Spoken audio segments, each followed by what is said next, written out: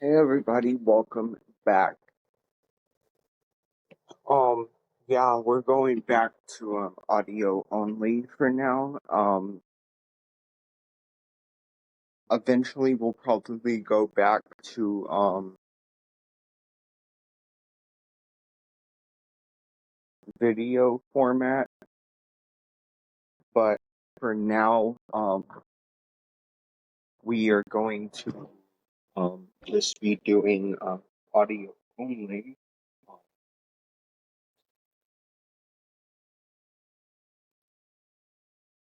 One second.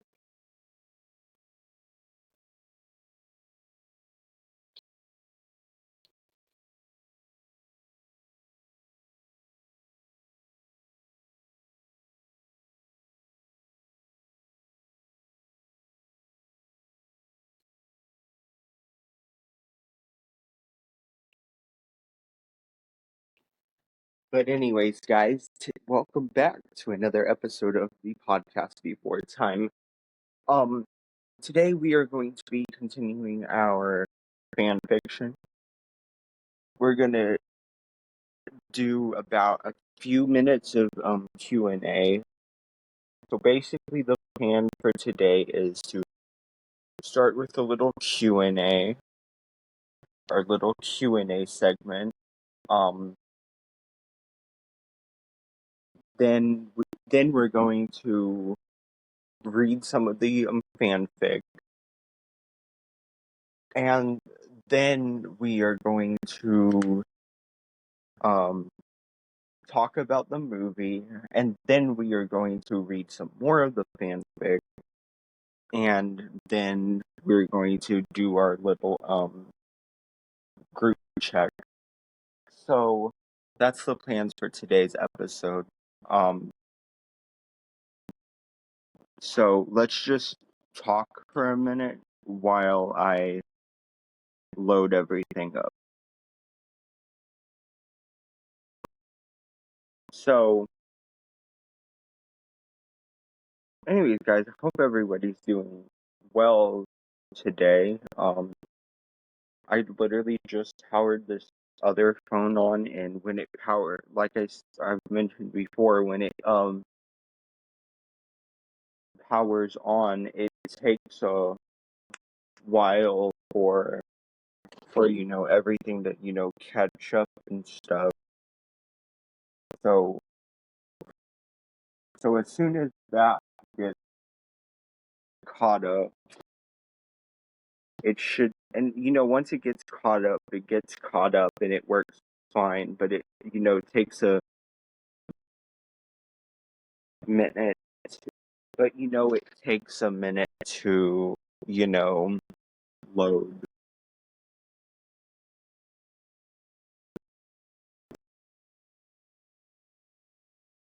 Hold on, I'm putting socks on.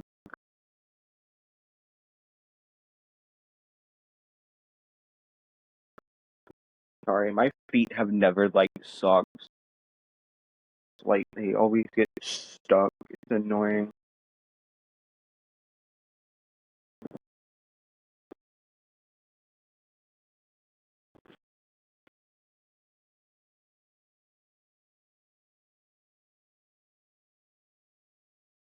We'll start the Q&A in a minute.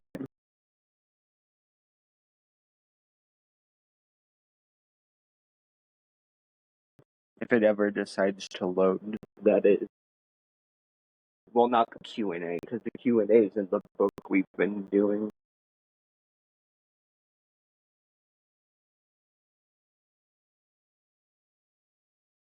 But trying to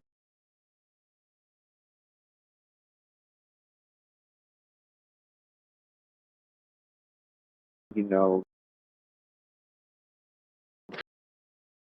load other things. Also, I'm at the time of this by the time this recording goes out, actually by the time episode 5 goes out, I will have been moved into my new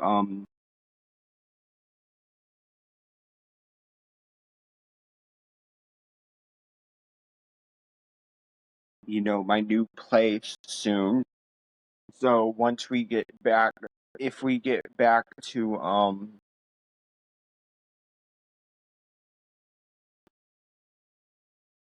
when we get back to, recording, like with Facecam, um, the only reason we're not doing it now is because, I have like a bunch of,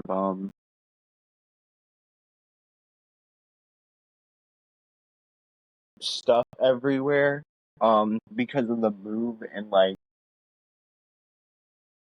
I don't really want to like be on camera right now because there's shit literally everywhere. I mean, it's not like bad or anything, but it's like, it's personally not my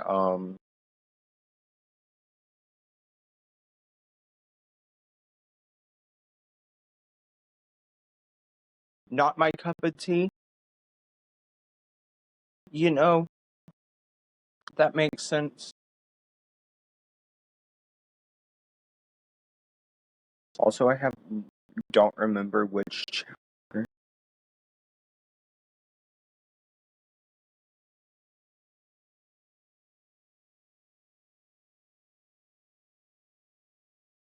Chapter we're on, so that's what we're looking.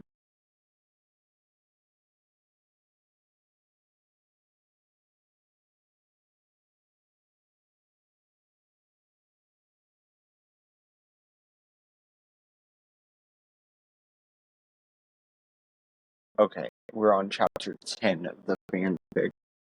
Alright, so let's start our little Q&A session. I don't remember which one we're on, but,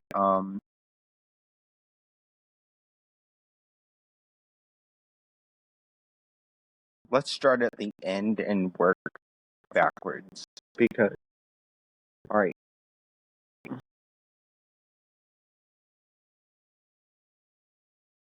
Are you friends with any of your exes? Technically, but technically not. I haven't.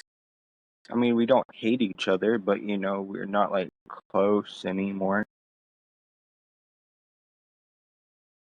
Is there a family member you don't associate with anymore? All of them, literally all of them. Do you believe in heaven and hell? Yes.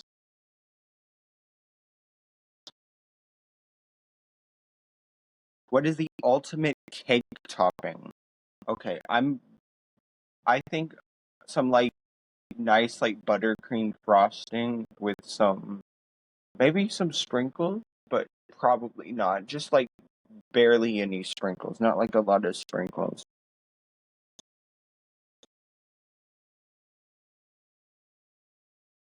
If you were given $1,000 to spend on your closest friend, what would you get them?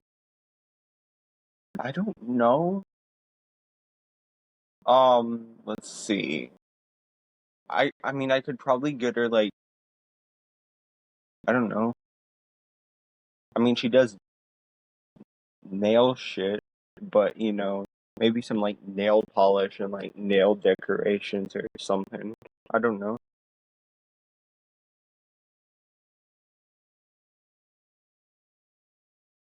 Do you like to meet new people? Absolutely not. I hate meeting people. How tall are you? So, while I don't believe it, my doctor has said the last few times that I am 6'1".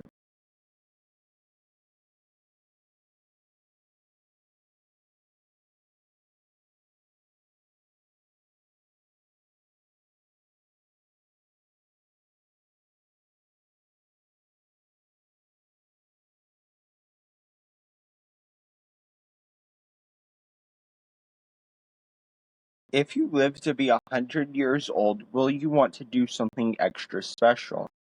I don't want to say extra special, but maybe special, you know.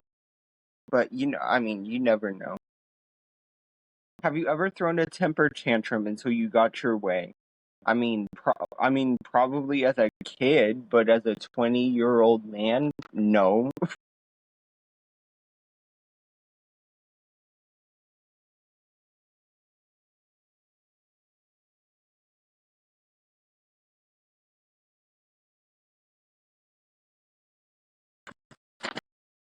All right, y'all.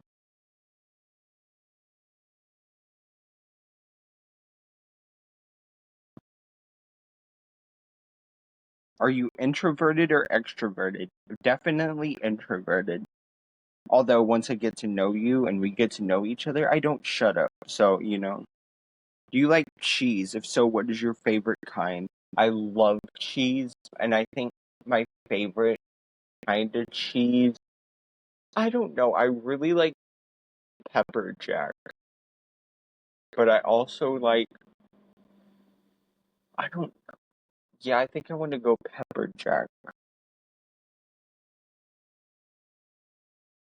Most used word, probably.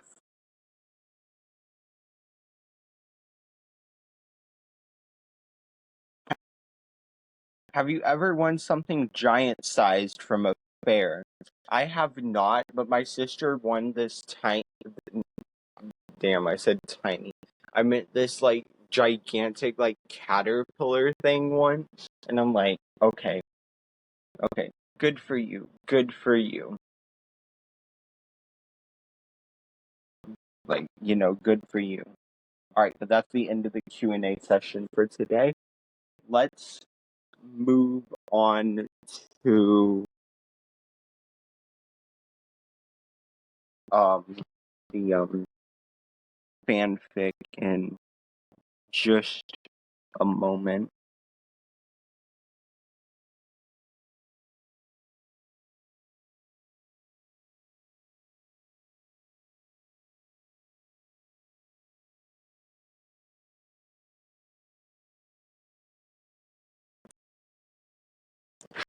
We're gonna take a little walk to get a drink. Got some orange juice that we're gonna drink today. So if I stop talking for a minute, that's why.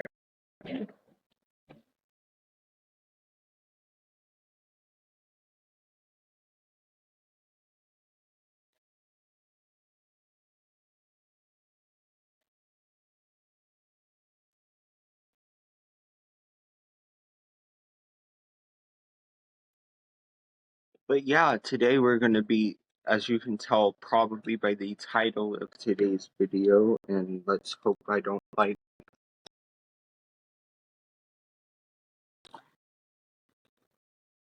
explode orange juice all over my face.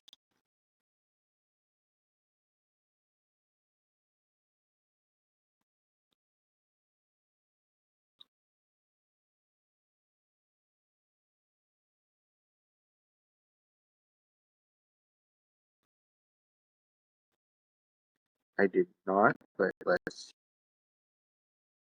pour it. So, like I was saying, in today's video, as you can tell by the title, we are going to be talking about the sixth movie today because the fifth movie was last week, and the sixth movie is called The Secret of Saurus Rock, which honestly, in my opinion, isn't the worst movie, but it's also where I felt like it really started to like go downhill. I think with the exception of I did really enjoy the big freeze. Um LBT8, which we'll do in a couple of weeks.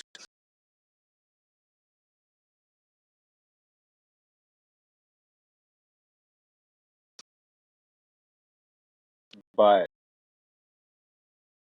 you know, anyway, fan fiction time.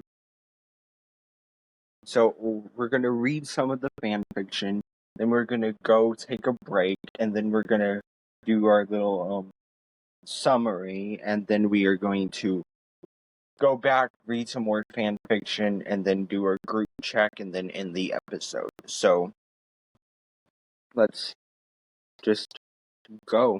And then we'll have another little chat at the end.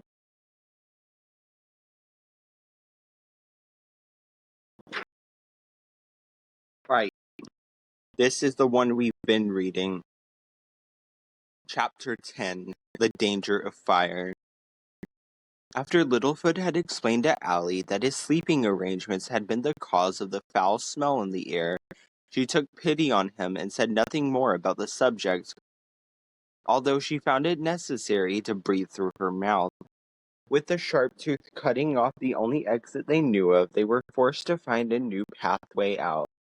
As they made their way past the pools of liquid fire, Allie told Littlefoot about the secrets of the lost souls in more detail, so he would have an idea of just how dangerous Toronto would be if the power truly did exist.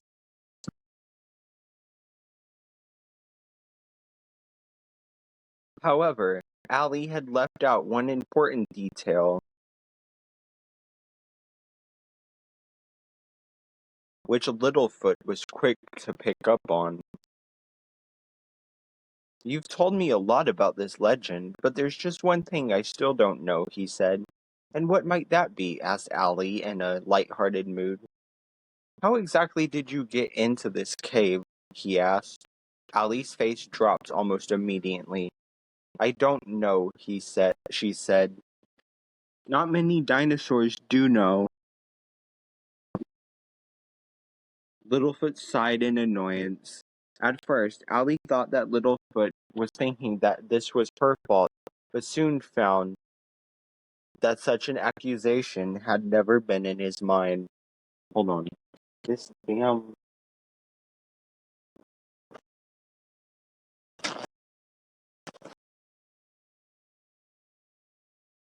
Something went into my eye and now it's all, like, burning and watery and it's, like, so annoying. So stand by, y'all.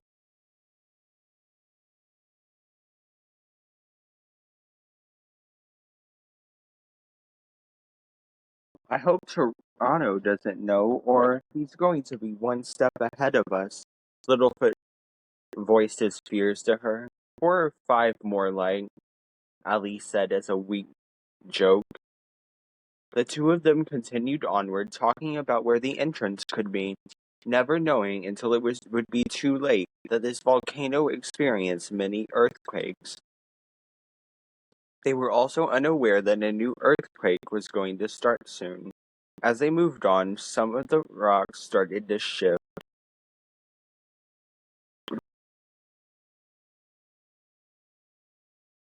In the valley, the rest of the group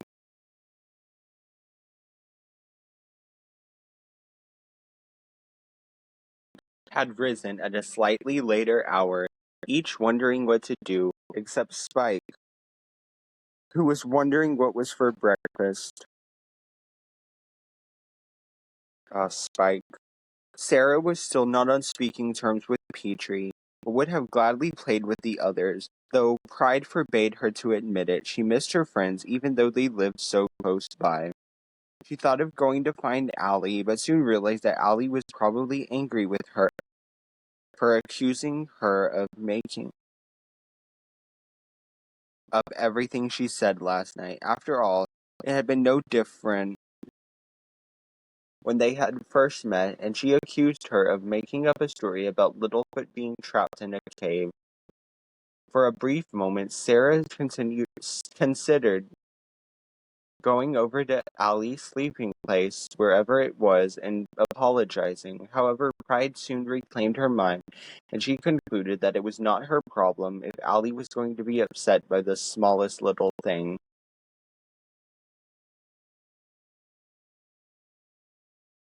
Meanwhile, Ducky and Spike had also awakened, though it had taken an age to get Spike to get up. Spike, of course, was really too young to know what was going on, so he had a guilt-free day to look forward to. Ducky, though not responsible for the quarrel between Petrie and Sarah, did feel bad about what she had said to Allie.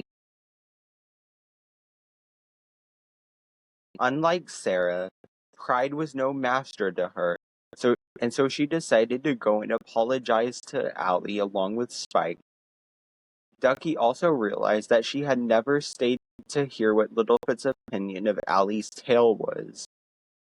As they made their way to the Peacekeeper's ledge, she wondered what he would have said. Eventually, two of them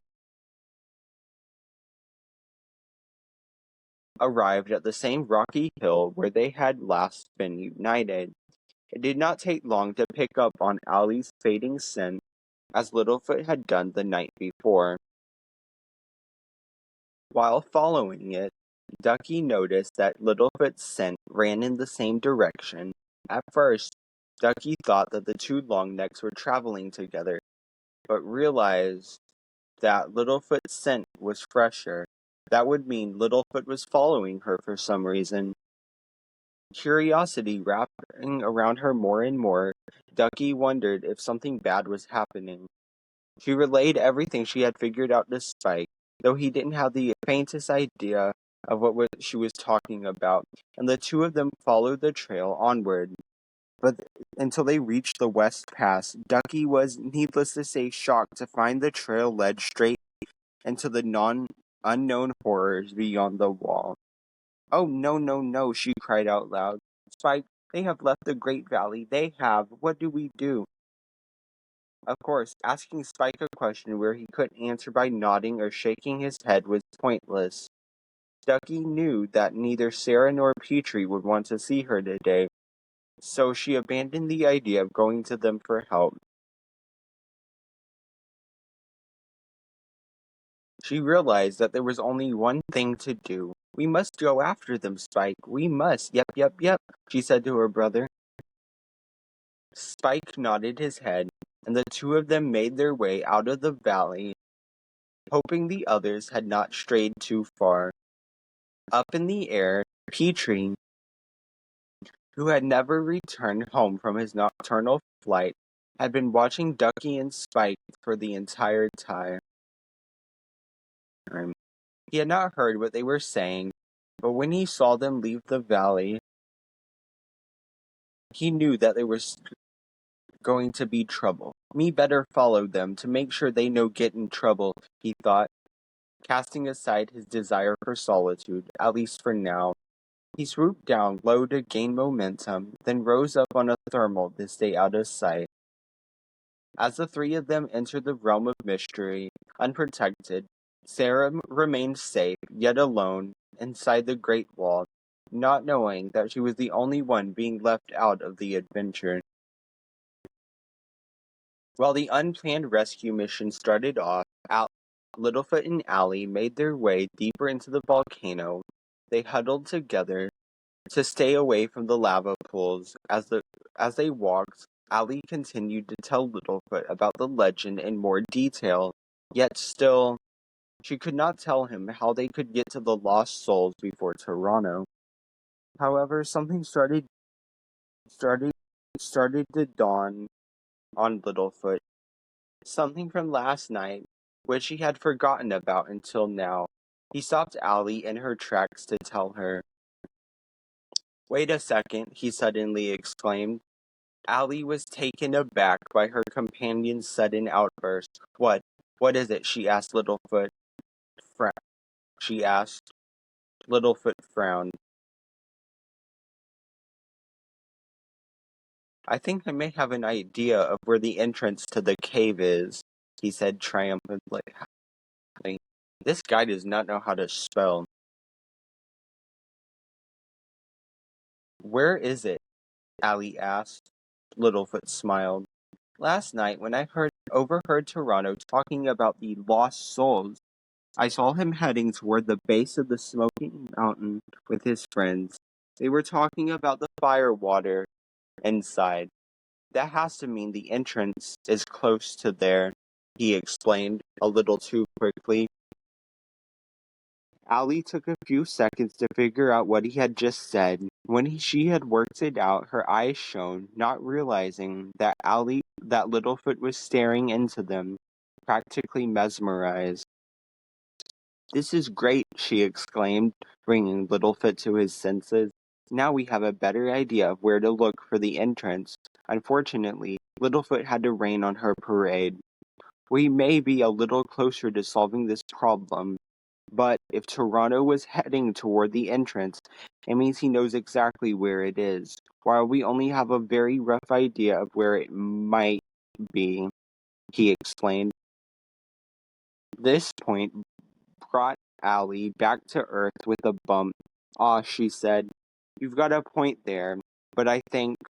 Before she could finish, an earthquake started up right in the middle of the cave. "Great," Littlefoot yelled. "Now what do we do?" Allie was not usually one to be sarcastic, but panic can drive people to do all sorts of crazy things. "Why don't we run?" she asked, sounding as if it was the most brilliant plan ever. They quickly sprinted over a large rock bridge stretching over one of the widest lava pools. Earthquakes never last long, but the destruction they cause in those few seconds is phenomenal. In its dying moments, the earthquake split the bridge in half, right under the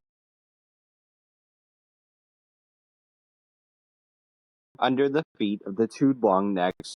With no time to react, they fell from the stony path down toward the burning lava.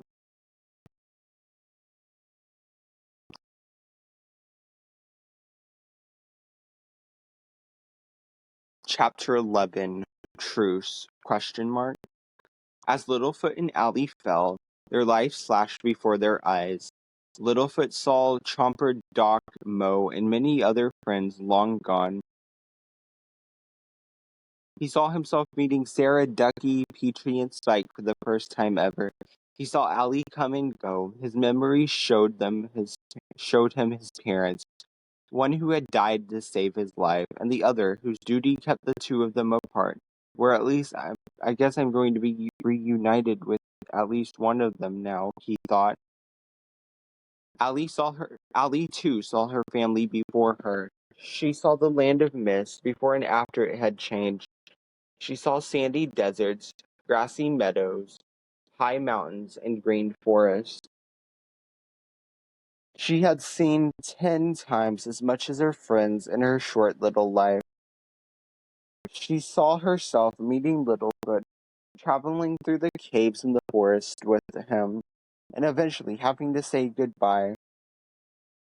Well, at least there won't be a second goodbye, she thought. Well, this has gotten dark quickly. With Ducky on his back, Spike had walked a fair amount of distance and had almost reached the cave Allie and Littlefoot had hidden in. From the air, Petrie could see the sharp tooth the two long necks had run from earlier, still lying in wait. With no choices left, he flew down to tell them to stop, but he was too late. The sharp tooth had already picked up their scent and decided to forsake its task of waiting for the longnecks to reappear. It lifted up its massive head and gave out a roar to wake the dead. Spike came to a grinding halt at once. The sharp tooth appeared around the corner, drooling like a mad dog. Like Allie had done earlier, he ran straight through his legs and continued to follow the trail at a much more rapid pace. His jaws became clashing, the snarls drowning out Ducky's screams. Within the last second, Spike squeezed into the same cave as Littlefoot and Allie had taken refuge in, allowing them to escape by the skin of their teeth. Once inside, they paused for breath, but before Ducky could say anything, an earthquake began, bringing rocks crashing down around them. Ducky was away like a shot, but Spike seemed to be paralyzed with fear. Ducky ran back to him and tried to make him move. "Spike, we must run. It is an earthshake, it is," she screamed in his ear. The outburst seemed to break through to Spike and got him to run. It did not take long for the shaking to stop, but when they looked back, they could easily see that fallen rocks had blocked their way out. From the air, Petrie saw his friends duck into the cave, and the earthquake began. When it finally stopped, the Sharptooth, who had concluded that this had been a very bad morning's hunting, lumbered off to find some other poor soul to fill its stomach with. Petrie flew down to the cave and surveyed the damage the earthquake had caused, hoping to receive an answer. He shouted out to his friends, "Ducky, Spike, can you hear Petrie?" he bellowed. From the other side of the debris, Ducky and Spike were just able to hear his voice calling to them. They were obviously surprised to hear their friend calling out to them. But Ducky replied anyway, "We can hear you, Petrie, we can. What are you doing here?" She shouted back. Petrie was relieved to discover his friends were all right. "Me saw you leaving Valley, and me followed you. Why you here?" he asked. "Littlefoot and Allie are out here too. They are. We were following them."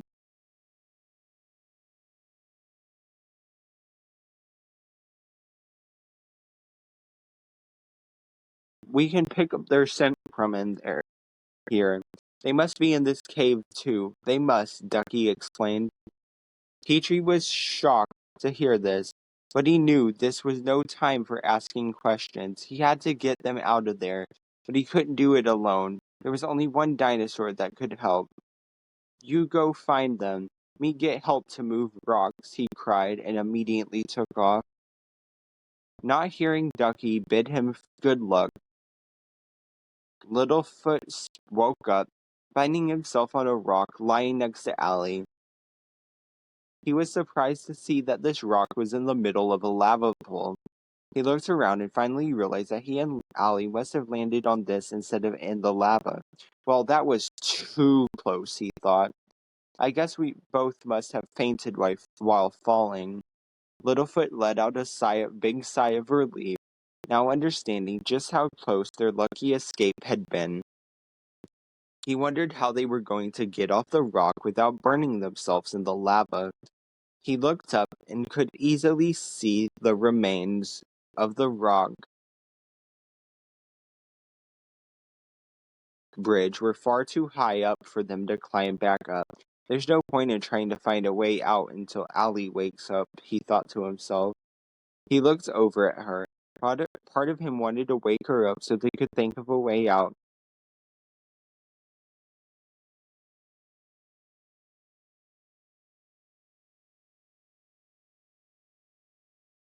But the other part was content with watching her sleep.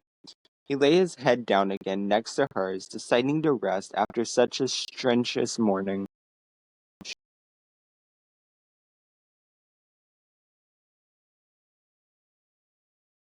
The lava problem could wait. It would still be there when they woke up.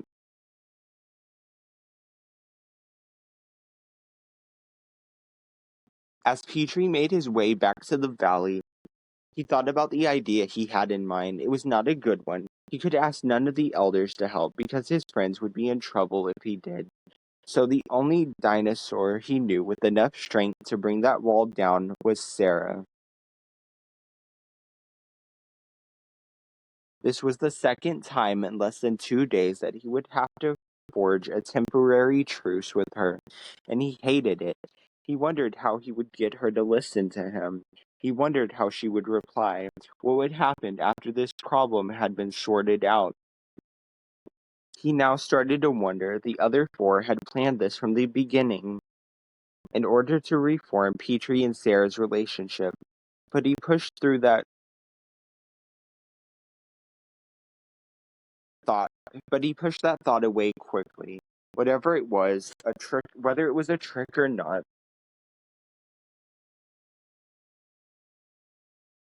he knew that he did not have time to take a chance.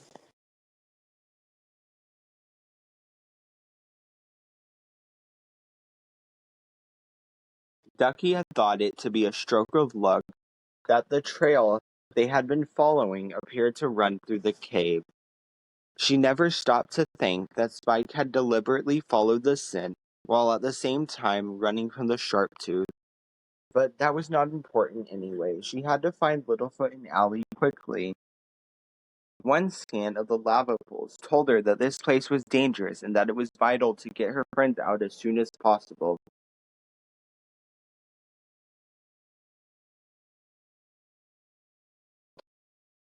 Slightly nervous about walking near lava, she hummed a little tune to keep her spirits up.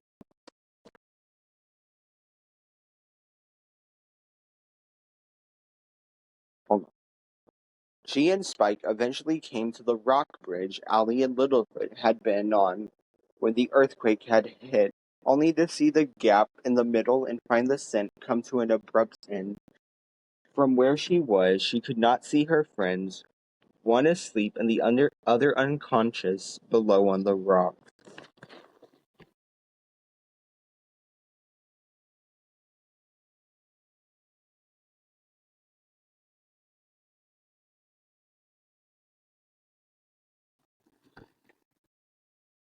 "Oh, Spike, they have fallen into the fire water, they have," she exclaimed, stricken with grief. Spike looked down, not seeing their friends either. He let out a wail of despair. They stood there, not moving, hardly believing that two of their best friends were dead. Ignorant of this apparent tragedy, Petrie reached Sarah's nesting ground.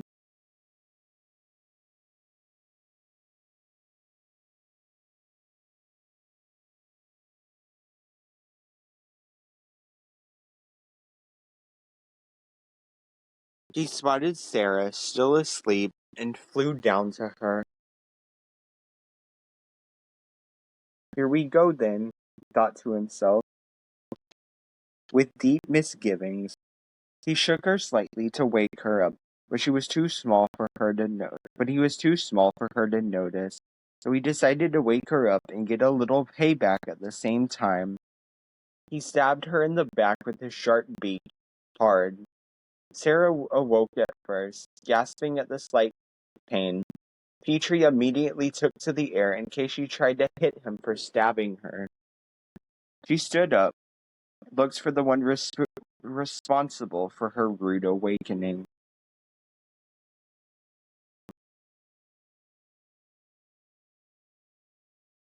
"Who did that?" she cried angrily. "That me. Sorry," Petrie said apprehensively. Sarah turned around and looked up. She was naturally surprised to see Petrie come to her so willingly. She guessed he was there to apologize. "What do you want?" she asked, somewhat rudely. "Me need help," he began. "Friends trapped in cave and mysterious beyond. Need you to break down wall."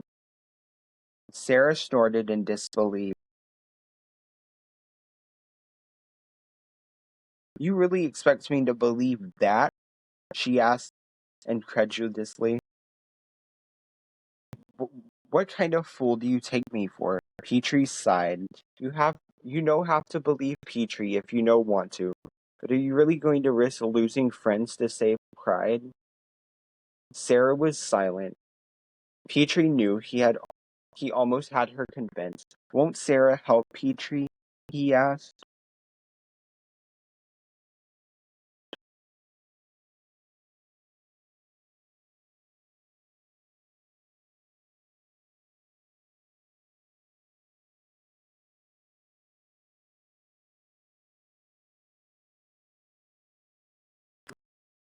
Alright, now we're going to Alright, so I originally was going to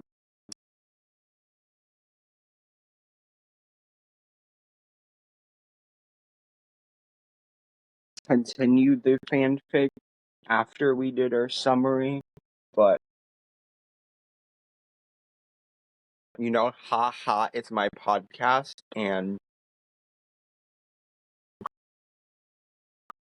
I want to leave y'all on a cliffhanger until next week. So, see you next week to find out what Sarah and Petrie decide to do, and what happens to Littlefoot and Allie.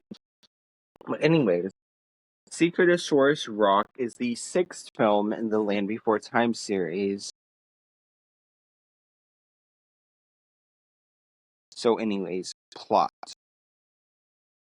One night, Littlefoot's grandfather tells the children stories about how their universe was created, as well as the lone dinosaur, a legendary longneck, who protected the Great Valley from a ferocious shark tooth.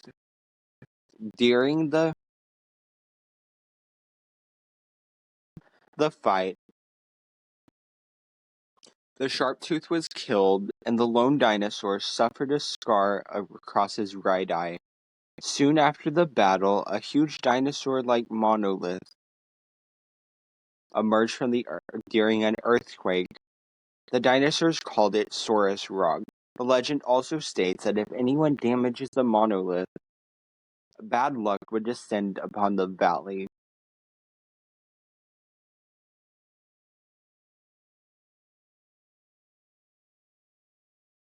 The next day, while the children were playing, Littlefoot accidentally falls off a cliff and is saved by a mysterious longneck named Doc. Littlefoot is intrigued by Doc, who is scarred across one eye and displays prior knowledge of the Great Valley's topography. This causes him to assume Doc is the lone dinosaur. He tells his friends this, narrating a legend to support his assumption. Inspired, Sarah's infant niece and nephew, Dinah and Dana, go to Saurus Rock unnoticed. The next day, a worried Sarah informs Littlefoot that Dinah and Dana were missing, and the group deduces where they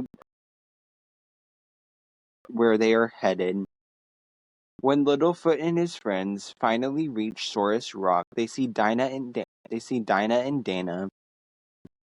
As they climb up to rescue them, Dinah and Dana fall off the top, breaking one of the rock's teeth. As they head home, an Allosaurus chases them. The children cross a gorge via a suspended log, but when the sharp-tooth tries to follow them, the log breaks under its weight and it falls to its apparent death. On the way home, they are confronted by Sarah's father, who scolds Sarah for not properly caring for the twins. As Sarah marches herself home, he continues with his talk to her that she still must be watched herself. That night, Littlefoot has a nightmare in which he falls off a tooth on Saurus Rock and the entire monolith collapses. Grandpa Longneck comforts his grandson after he wakes up from the nightmare, but Littlefoot asks him what would happen if Saurus Rock was broken. His grandpa replies that bad luck would descend upon the valley. Over the next few days, incidents of bad luck plague the valley, starting with the watering hole drying up. Then a tornado hits the valley, causing damage. But Sarah saves the twins, and Doc also saves Littlefoot.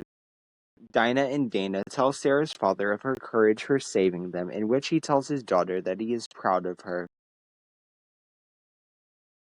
Littlefoot's grandfather finds Doc with his grandson. Doc protected Littlefoot from the worst of the storm, and his grandpa thanks him. The adults, however, blame Doc, as the misfortunes apparently occurred after his arrival, while Littlefoot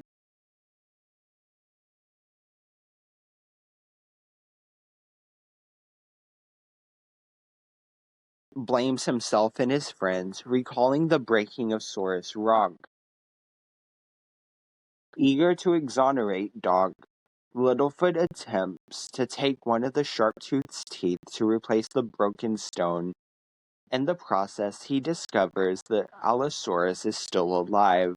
After escaping, Littlefoot is attacked by a Tyrannosaurus, with his grandpa intervening. Having been led there by Littlefoot's friends, soon the Allosaurus returns. and works together with the Tyrannosaurus to take down Grandpa Longneck. However,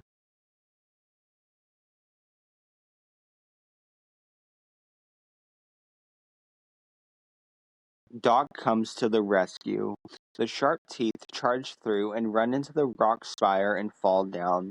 The two Longnecks work together to push down the rock tower to crush the carnivores to death. One of the teeth from the Allosaurus falls out, and the children use it to repair Saurus Rock.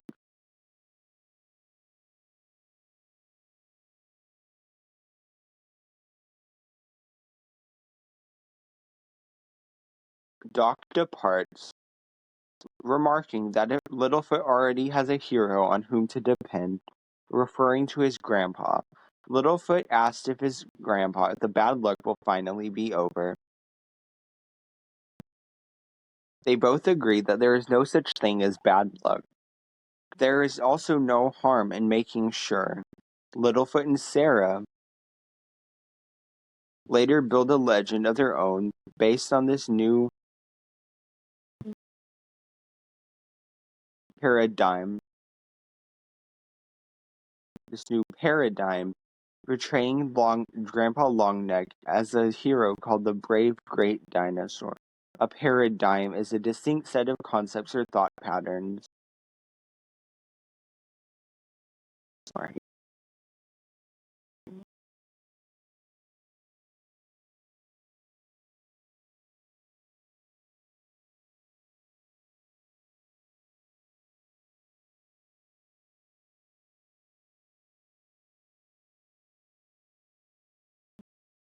And that is basically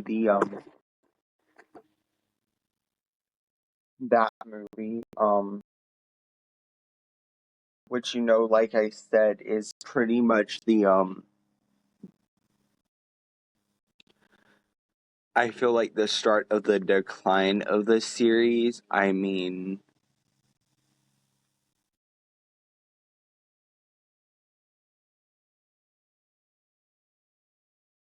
but it's not bad. It's not bad, but it's like not like